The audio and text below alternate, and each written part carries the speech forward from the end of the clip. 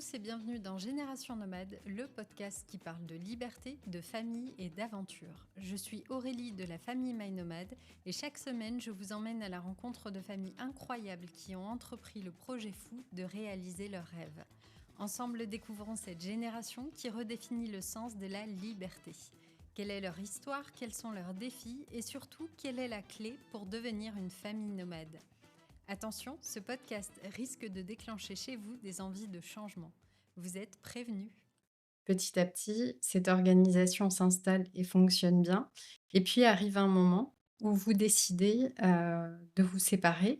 Alors, on va pas rentrer dans les détails parce que c'est pas l'objectif, mais simplement au moment où tu comprends que ton histoire est en train de se terminer, est-ce que tu te poses la question de savoir si c'est envisageable de continuer? Comment ça se passe dans ta tête à ce moment-là?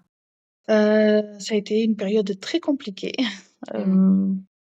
On était sur l'île de Bornéo et voilà, ça faisait quand même avant le départ, hein, que ça allait pas très bien. Donc forcément, d'être 24 heures sur 24 ensemble, 7 jours sur 7, ça n'arrange pas les choses. Il faut que le couple soit vraiment solide, je pense, avant de partir. Et oui, une fois que j'ai pris la décision, pour moi, dans ma tête, la vie nomade, c'était fini. Voilà, je m'étais dit, non, on va retourner en France et puis voilà, ça va être très compliqué de continuer, ou alors peut-être des petits voyages à droite à gauche. Donc ouais, c'est un peu la mort dans l'âme, c'est plus ça en fait qui me faisait souffrir parce que les enfants ont quand même assez bien pris. J'ai de bons rapports avec le papa, donc je pense que ça aide aussi.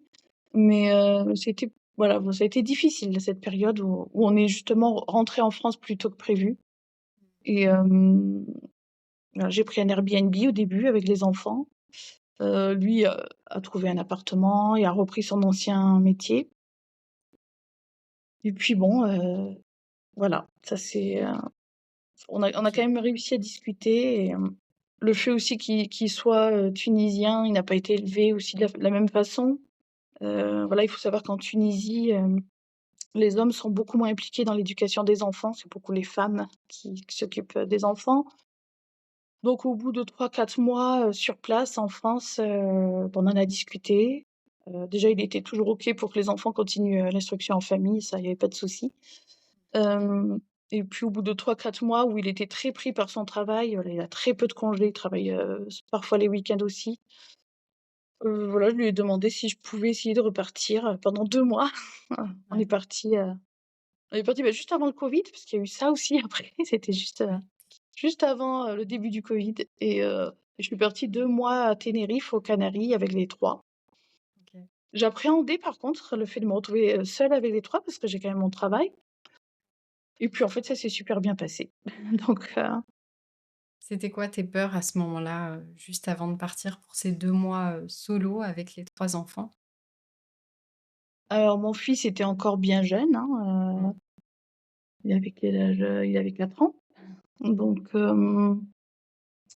c'est un petit garçon neuroatypique, hein, dans la famille on est tous un peu au potentiel TDAH, TSA, bon, c'est un peu mélangé. Du coup, c'est des enfants, je veux dire pas plus difficiles à s'occuper, mais disons que les crises émotionnelles sont beaucoup plus fortes. Ouais. C'est un peu plus difficile à gérer et j'avais peur de pas réussir à gérer au niveau travail, en fait. De pas pouvoir gérer, mon travail et m'occuper des enfants, même si mes filles sont quand même, grandes et heureusement elles m'aident, elles m'ont beaucoup aidée justement. Et comment tu fais alors justement pour, réussir à équilibrer ça? Est-ce que tu mets en place, un planning ou est-ce que tu fais au jour le jour?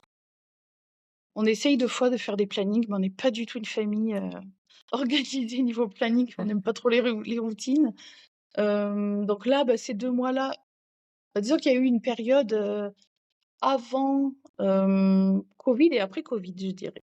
Le Ouais. covid, ça a été un mal pour un bien pour nous, parce que, le premier confinement, en fait, on était dans un appartement, pas dans une petite maison, on avait quand même un petit jardin, mais on est resté 2 mois enfermés parce qu'on était en plein centre-ville et moi, je l'ai très mal vécu, surtout que j'étais la seule adulte, de la famille et donc j'avais personne vraiment à qui parler, même si c'était par téléphone, bon.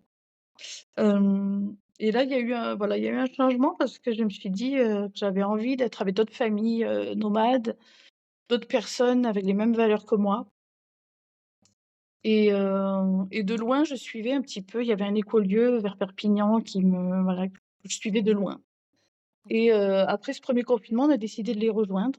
Ça devait être pour 2 mois, finalement, on est resté 6 mois OK. et du coup, ça m'a ouvert les yeux sur plein de choses et surtout, le fait que, c'était plus facile pour moi d'être avec d'autres familles, avec, les enfants qui jouaient ensemble, de tous les âges, hein, ados, Mmh. petits, grands. Hem Et moi, j'avais plus de temps pour travailler, enfin vraiment, séparer un peu le côté pro et le côté famille et Mmh. même pour eux, c'était chouette d'avoir des copains, toute la journée. Moi, Mmh. j'avais des adultes aussi avec qui discuter toute la journée donc en fait, depuis 4 ans, on voyage beaucoup, en fait, en compagnie d'autres familles.